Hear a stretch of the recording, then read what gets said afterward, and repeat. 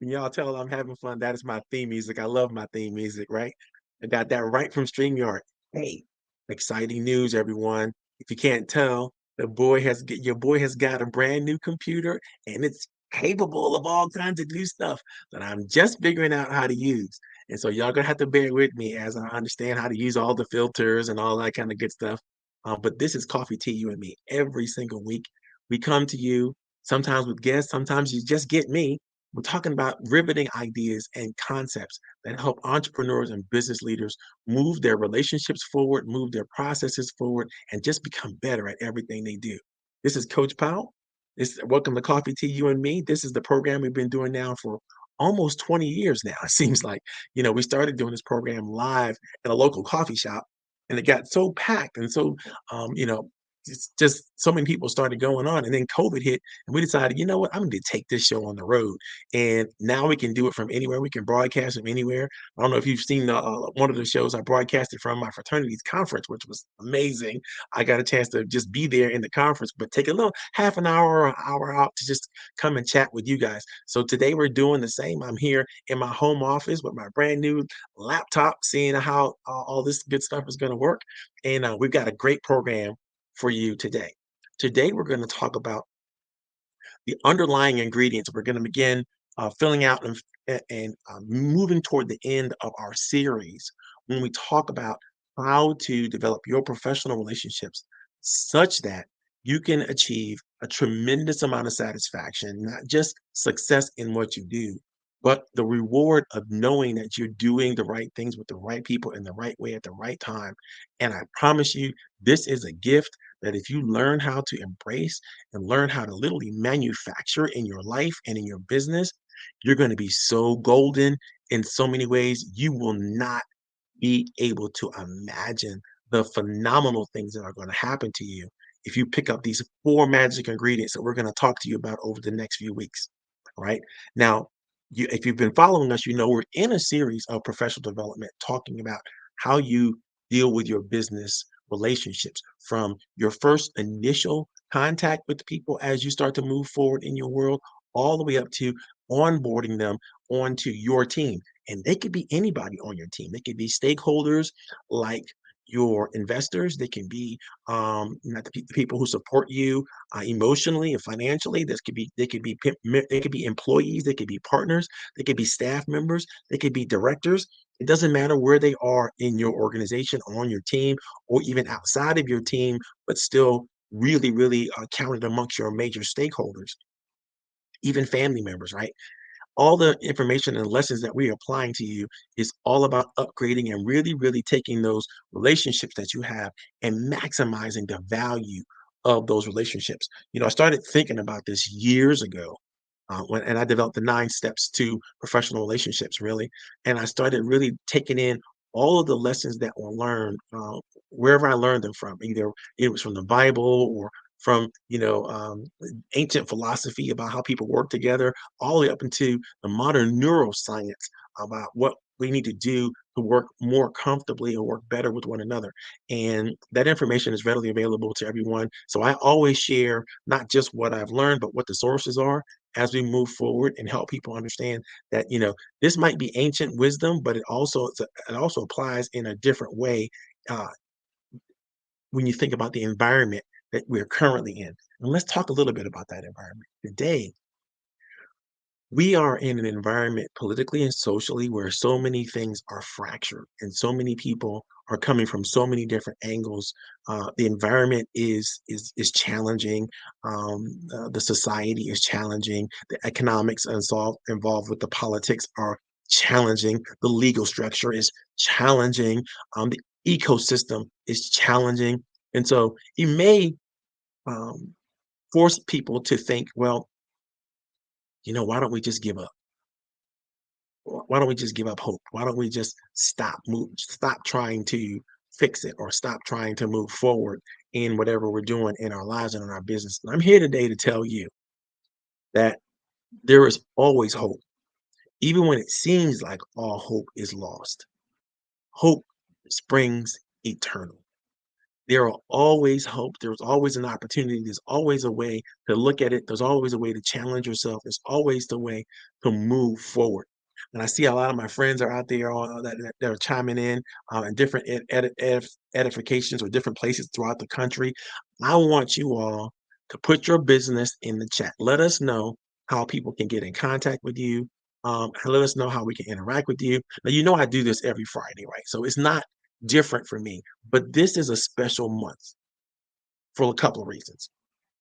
Reason number one, it's Mother's Day.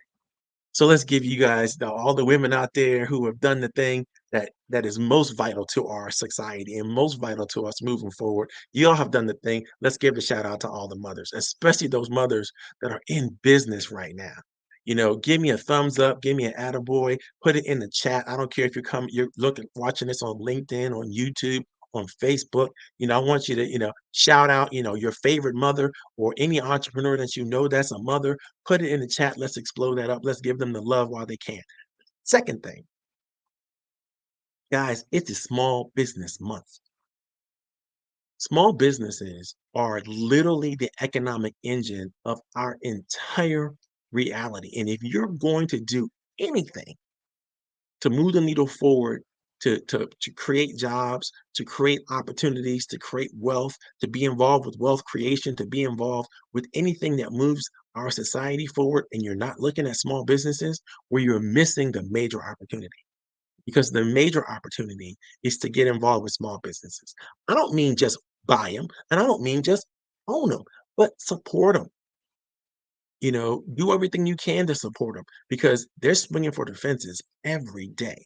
They are running in the trenches and they're trying hard to do something special, to do something magical, to do something that represents what I think this country is all about, which is freedom and independence and learning to speak for yourself, work for yourself, do for yourself and your families and your communities so that everybody can move forward. If there's something that you do well, that doesn't mean that's the thing you have to do. There's probably somebody else who could do the same thing that you're doing, maybe not to the level that you want it done necessarily. However, they have the skills and the talents and they need the support. And so find ways to support your local entrepreneurs. Find ways. I know it's difficult when you can just go on Amazon and order something. When I did that, look, this wonderful shirt that I'm wearing right here. I don't know if you guys can see it. This African print, man. I love this thing. I love this shirt. And I promised myself I was gonna get out of all of the traditional standard wear that people tend to wear, calling themselves professional, and start to realize that, my cultural heritage, my cultural roots, and my cultural background is something that's important for me. It's important for me to celebrate. It's important for me to honor it all the days of my life.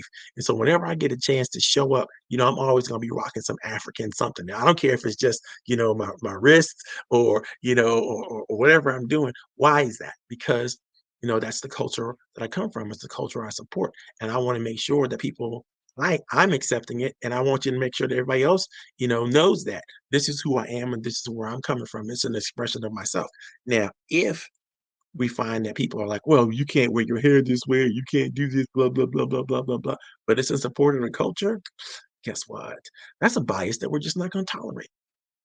Nobody does this. By the way, nobody gets into business by themselves for themselves to be ruled by someone else.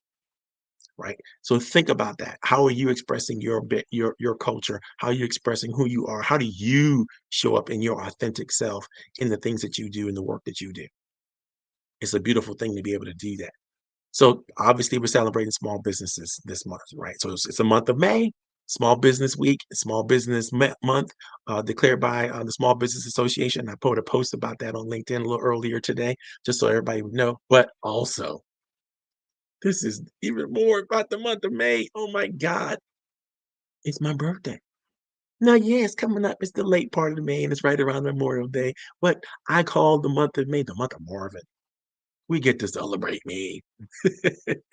And one of the major things I'm gonna be doing this weekend is I'm going up to New York City, and I'm going to see this wonderful show called Sinking Ink.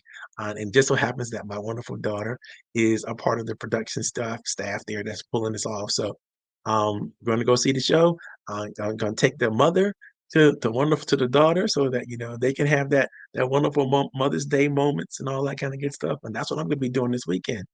So listen, if you got a business, if you have an organization, or if you have an event that's coming out, I want you to give it a shout out in the chat because that way other people will get a chance to play and know and understand who you are, where you're coming from. I see some of my friends out there right now. I see my boy Michael is in the house. There's my boy Michael right there. He's in the house, and then I see Pamela is in the house, and I'm gonna give a little shout out from Pamela.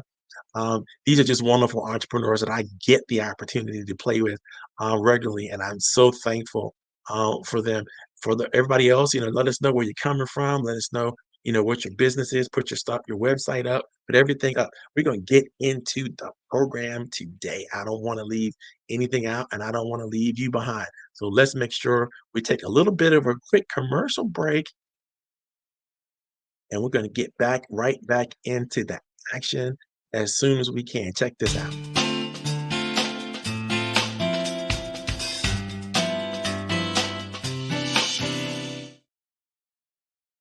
Hey, hey, hey. I love that little commercial. It just gets me excited. It's like, oh, I feel like we're getting having a cup of coffee and we just relaxing. Because that's what I want you to do. The name of this program is Coffee, Tea, You and Me. I'm Coach Powell. We bring this program together for everybody every Friday at 3 p.m., around about the 3 p.m. hour. We go for about a half an hour, 45 minutes, and we just talk about the things that are affecting small businesses.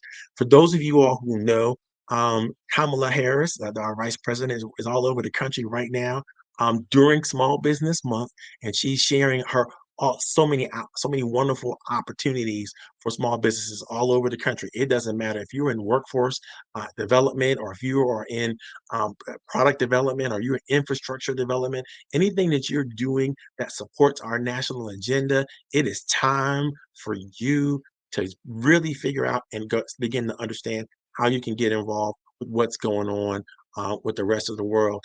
If you are an entrepreneur and business leader, as always, like I tell people, this is a supportive program. This is a supportive thing.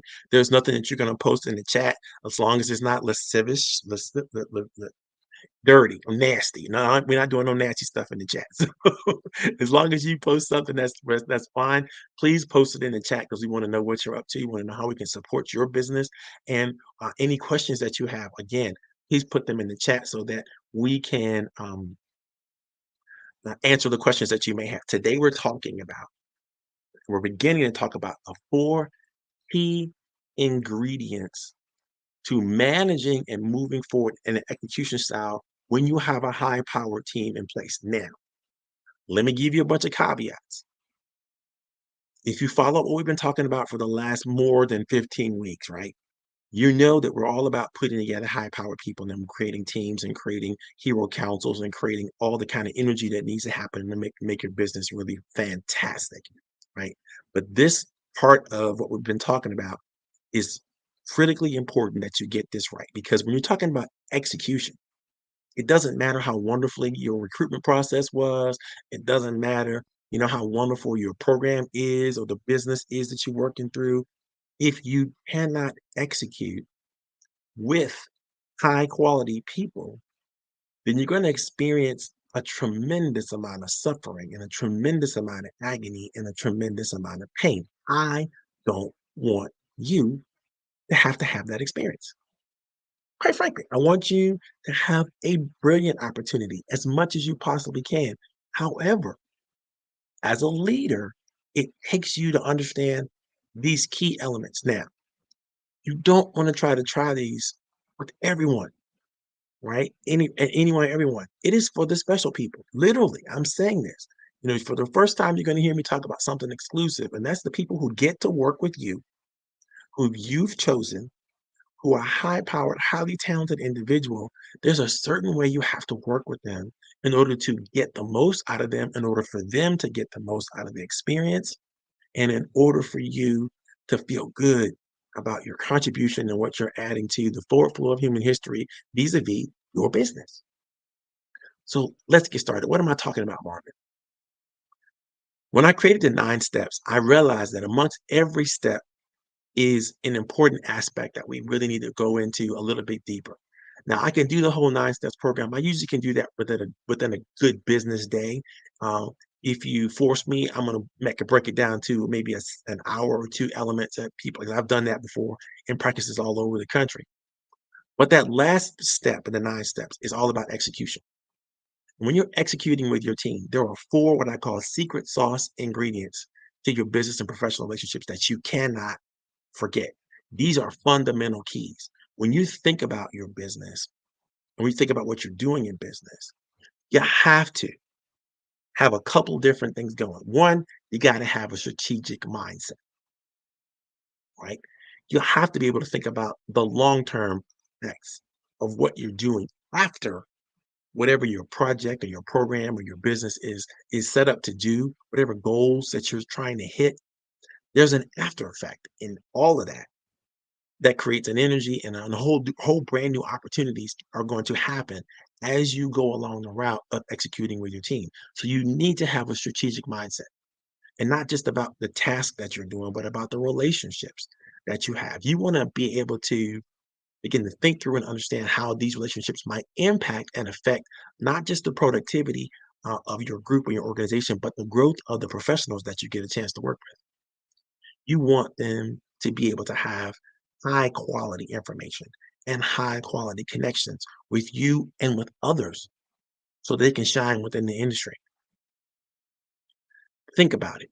What if everyone that we've ever worked with, everybody that you will ever work with, has a feeling of empowerment that gives them a willingness to drive the maximum effort for your organization so that you can meet your objectives all of the time?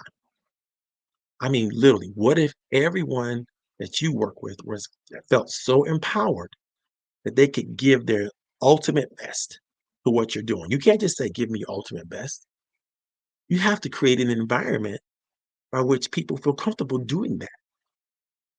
You have to create an environment where they're going to come up with the goods, and they're going to give you the benefit of the doubt when the benefit of the doubt needs to be given, because there's high trust and there's belief and there's hope, right? But there are things you have to do to engineer that.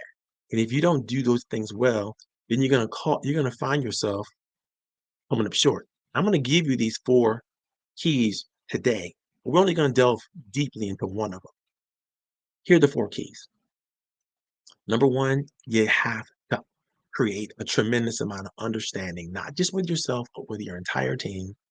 So much so that everyone cares enough about everyone else that they're willing to do something about it. They're willing to engage in the most positive, powerful ways possible that they can each bring to the table for one another. So that is an environment of caring.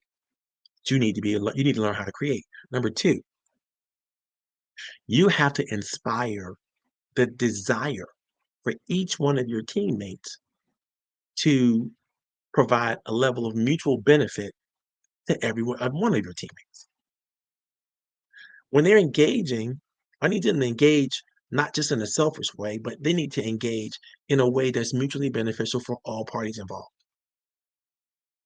Say you have somebody on the team who's a vegetarian. You don't want somebody else on the team suggesting that the after party for whatever you're doing, it has no vegetarian options for them. You don't want to not consider them when something has to be considered to be done. Maybe you got somebody on your team who has a different ability. Maybe they're blind or maybe their hearing is challenged. You don't want to create opportunities that create stress for them. You want to create opportunities that create harmony for them. So you want to consider them in the things that you do. And you want everybody else to understand that consideration, or they're going to feel like, well, why are you doing this? This doesn't work for me. It only works for this one person on the team. But when everyone understands and are working to mutually benefit one another, you don't have any of that backbiting, anybody trying to jockey for attention, because nobody's lacking attention, number one. And number two, because they understand the attention that might be given especially to people who need the kind of special attention. And by the way, we got to kill that whole noise where we think special is wrong. Special is exactly that. It's special. So let's not look at people who have special concerns or special needs or special directions or special ways that they need to be treated. Let's stop not, looking at them as if something negative is going on because they're special. Because everyone is special in some way, shape, or form. Again, you have to accept that, to move forward. Number three, when you have a team that literally enjoys one another, they love to work together. They enjoy helping one another. They enjoy the team. They enjoy just being in the same space with one another, whether that space is live or that space is virtual. It's super important that leaders need to learn how to do that. We're going to be talking about that in a few weeks. And the last thing we're going to clear this whole segment up with is understanding the basic mechanics of trust amongst high powered people, right? Because you'd think that they got to be an expert because they learn how to trust, or somehow people trusted them and they learn how to understand and engineer. But there's so much more than you become an expert at what you do. It's also understanding how to recognize expertise in others, understanding how to share that expertise in a way that people are going to feel supported and they're going to feel encouraged and they're going to be able to raise their game and elevate their level of communication more effectively. So again, we're talking about caring and understanding, number one. We're talking about developing a known association that's mutually beneficial, number two. We're talking about liking each other enough to enjoy helping, number three. And number four, we're talking about literally creating high amounts of trust so that you can persevere any obstacle that comes in your way.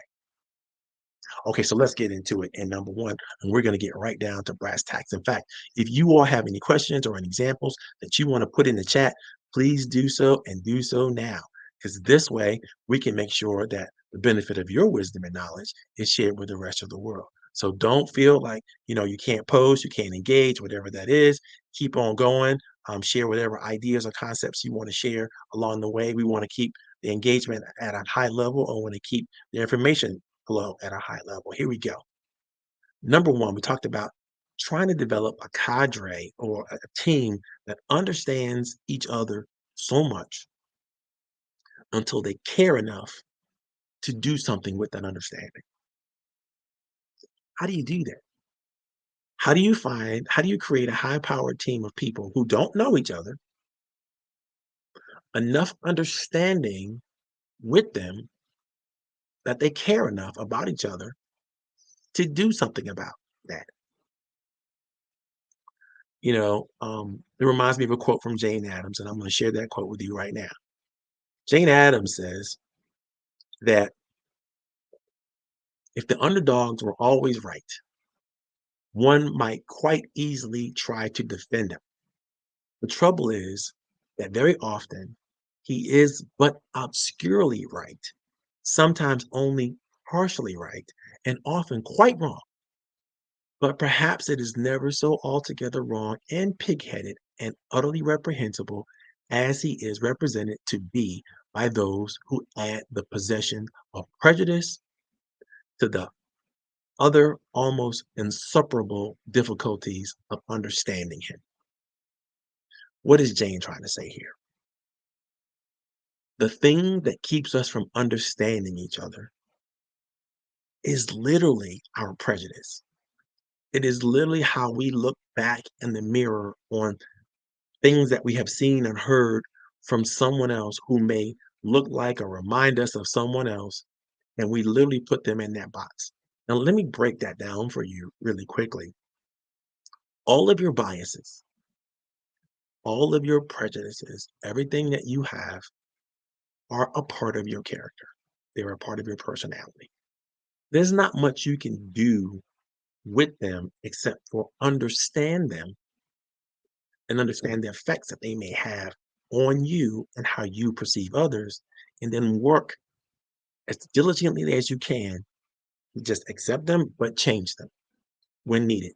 Because they're there to protect you. You've really developed a mechanism to make quick decisions about people, to sum them up and scale them up and really understand what you think they are about really quickly, because you can't really give every single person that you meet the kind of personal attention that you must give your high value members of your team, which, by the way, every member of your team should be a high value member of that team.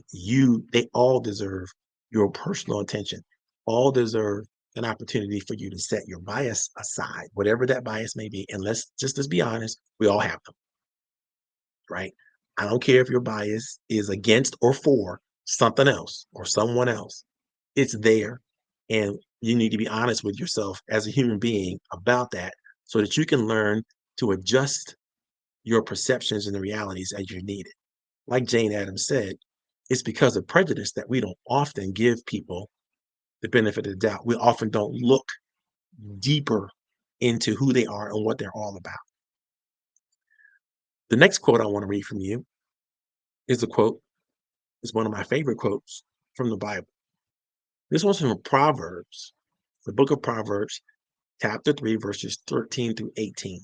And I love this verse, and I'll tell you why in just a second, but I want to see if you can guess why I really love this verse. Happy are those who find wisdom and those who get understanding, for her income is better than silver and her revenue is better than gold. She is more precious than jewels, and nothing you desire can compare with her. Long life is in her right hand, and in her left hand are riches and honor. Her ways are ways of pleasantness, and all her paths are peace. She is a tree of life to those who lay hold of her, and those who hold her fast are called. I want to see if you can guess why I love that piece of scripture so much. Let's see if I got any answers out here. I got nothing. I can't believe you guys don't have any thoughts or comments about that. Well, let me tell you why I love scripture so much.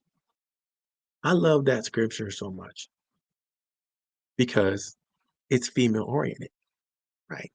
And it happens to be Mother's Day coming up.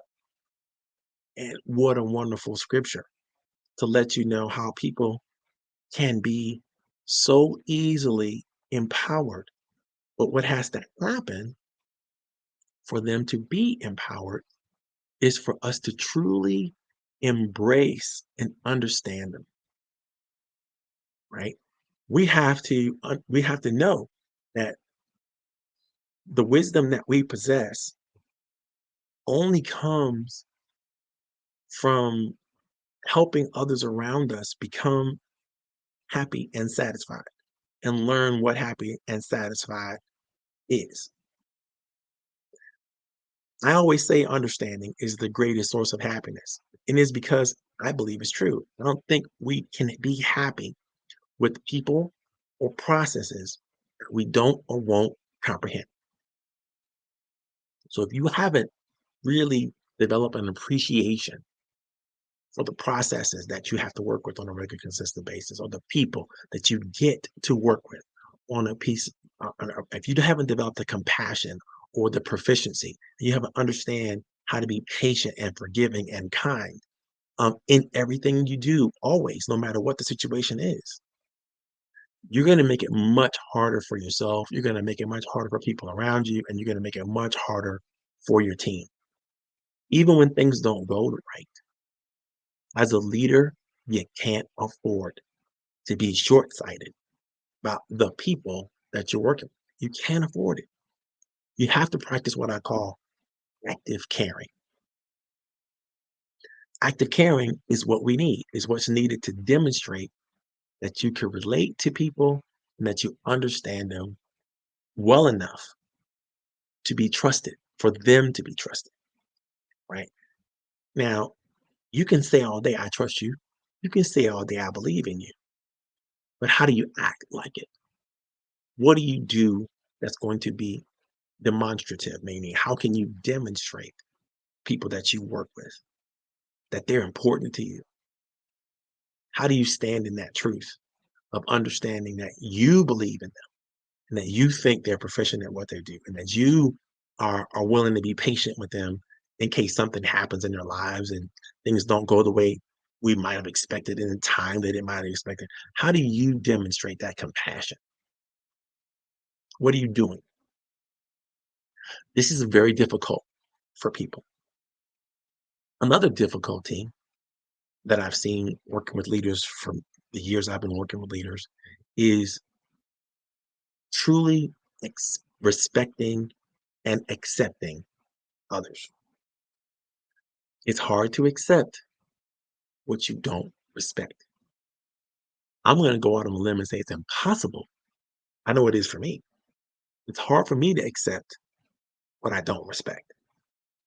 And that means you have to know functionally what respect really is. So many times people say, I respect this and I don't, I'm mad because so and so didn't respect me. And I'm like, okay, I understand what disrespect is,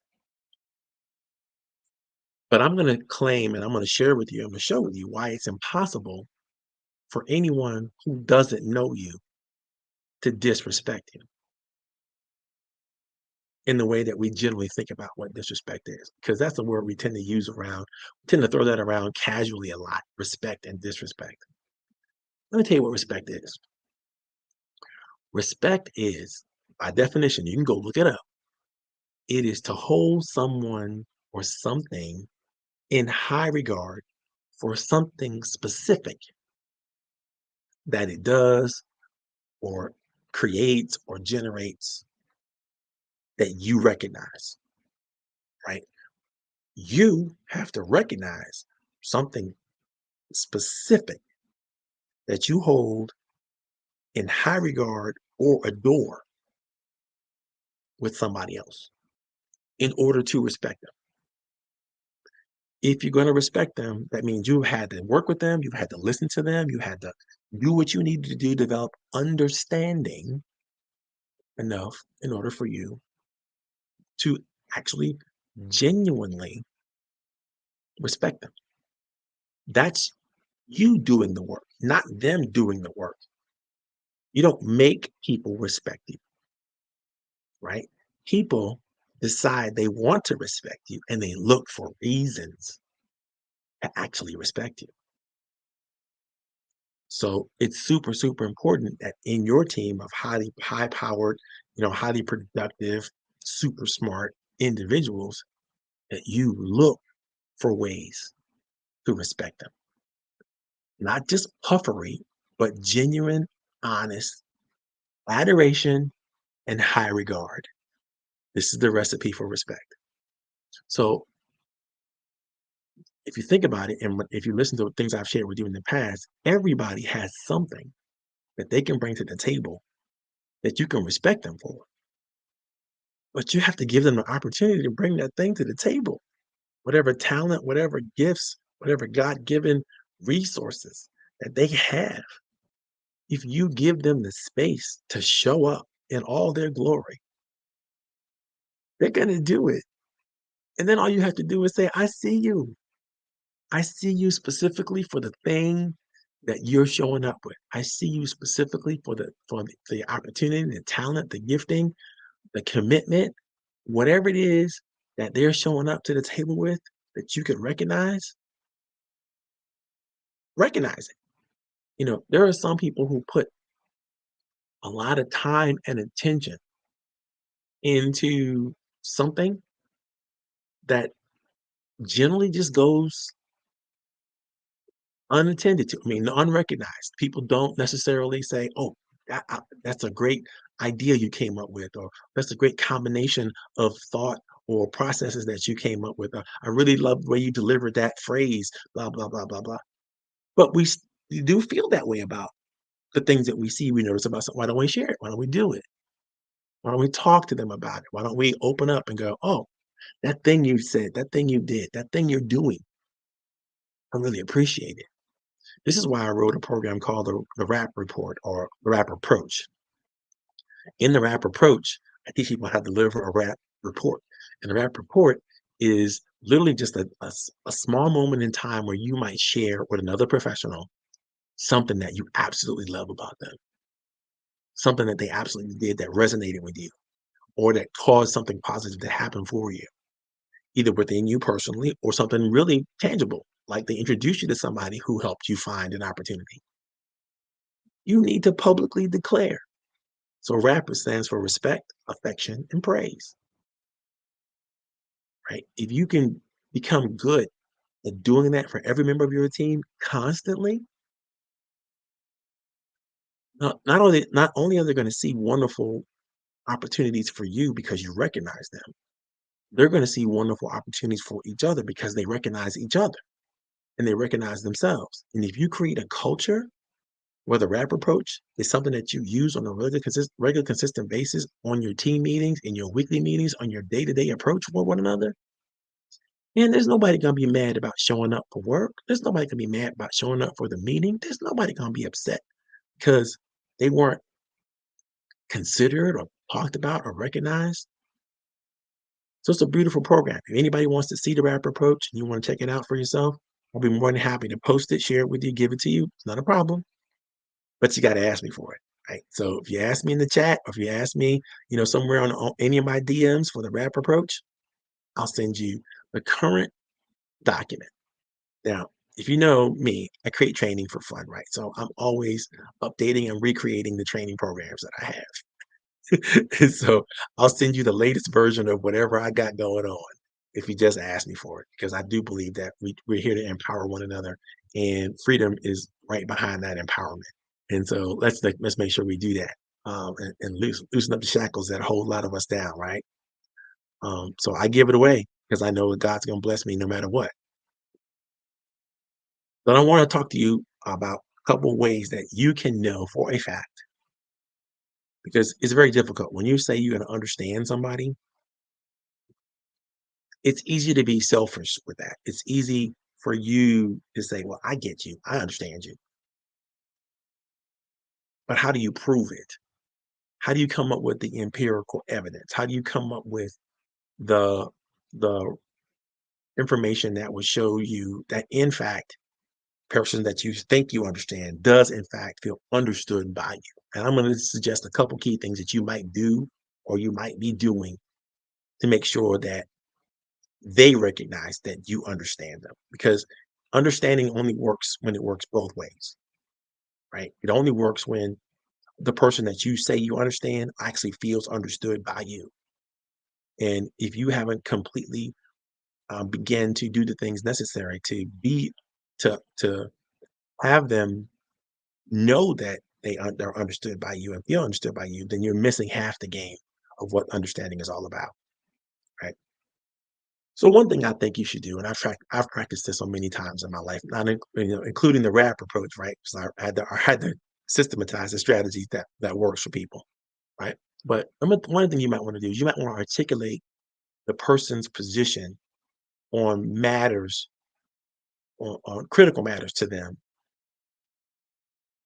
convincingly. What do I mean by that? If you know that somehow one of my highest values is being courageous and not allowing what other people say or do to hold me back, especially the naysayers or the haters, right? I'm a courageous person. I value being courageous. I value doing things and being a part of things that demonstrate a level of commitment to being courageous, right? So if someone really knows me, if I had sat down and had deep, meaningful conversations with me, then they may say to me, "Hey, Coach Powell, I know that you value all things courageous. And I want to show you how I've recognized some of the things that you've done that demonstrate that caring about being courageous." Man, that person had me at hello. If you can do that, if you can articulate my positions, the positions I have on critical matters that I think affect me, the universe, the world at large, and you can articulate that you understand them, you don't have to agree with them. That means that part of me you are just hardwired and you're dialed in for, and I'm gonna find a lot more um synergy when it comes to working with you. Another thing you might do is you might share the ideas of the person, the thoughts and ideas of the person, um, to the point where others are gonna go, you know what, that sounds like something they might have said, right? If you know someone well enough to speak for them in a situation that's important and vital, and you know for a fact that you haven't said anything that they wouldn't have said, you haven't done anything that they would have done in the same situation, the people around them are still going like, "You know what? That sounds exactly like something that Johnny would have said." And Johnny is the person that has high respect and authority in our organization, so therefore, you do too, right? That's a demonstrated level of understanding because you could bet when people go back to Johnny and go, "You know what? I was in a conference with Sally, and Sally said this and da da da da da da da da. She said it's just something she got it from you, and it sounds just like something you would have said." And we all like gave a thunderous applause, or we all agreed with what was going on, and so on and so forth. Why does that work? Because people who understanding and trust is something that can be transferred from one person to another person. But you gotta be willing to do it. You gotta be willing to dig in deep. You gotta be willing to go there. Um, and so when you truly understand somebody, you can speak for them in many occasions, especially at the level that something that you already know, you found that you have a high level of respect and regard for them, right? Another thing you might want to do, mimic them, right? They say imitation is the best form of flattery, and it's kind of true. If you find someone who could literally be in your shoes and stand in your shoes and articulate a thought or position in a way that feels exactly like you would do it, man, they get you.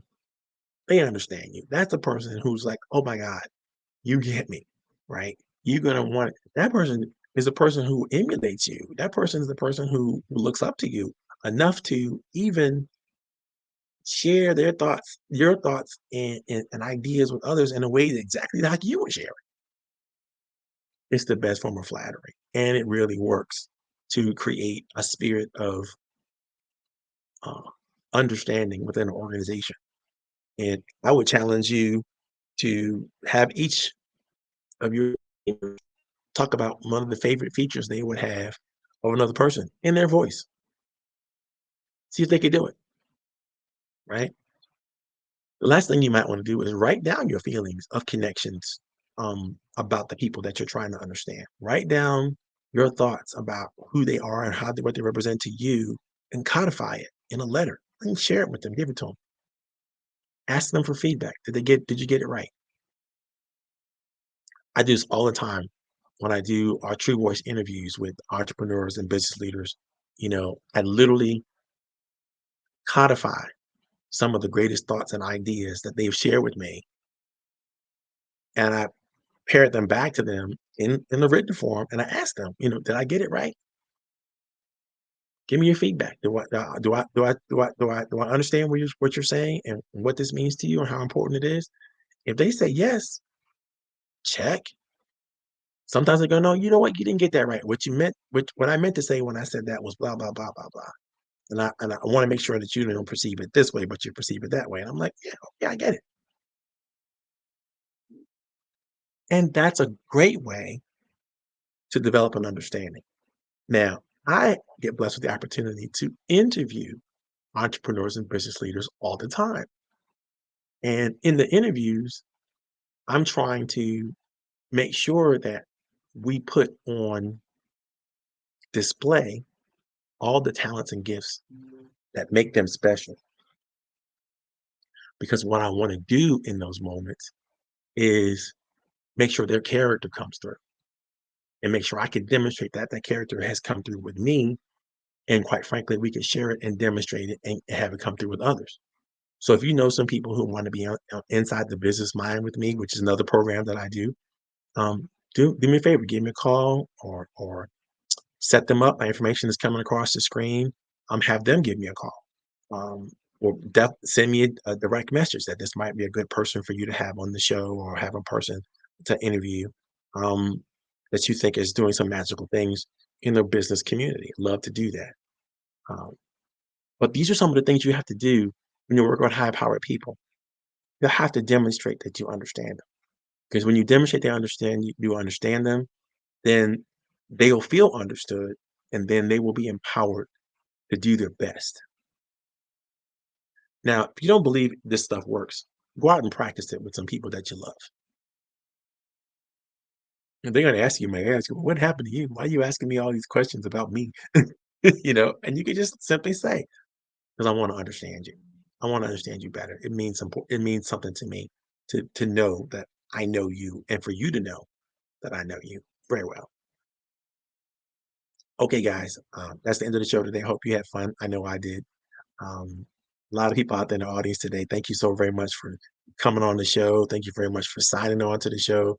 Thank you, more importantly, for sharing the show. Don't keep your boy a secret.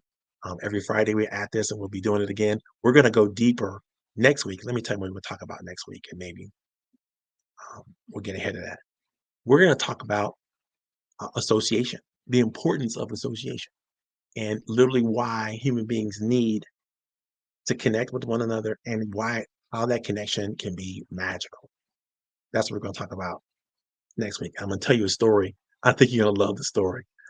We'll get into that next week. Hope you guys had a good time. I'm getting ready to go downtown and have some fun with the spousal unit and start that Mother's Day celebration. Looking forward. Hope you guys are celebrating. Kiss your moms and all that kind of good stuff, and make them know, let them know that you love them. And we'll keep the party going. See you next time. It's Coach Powell signing off.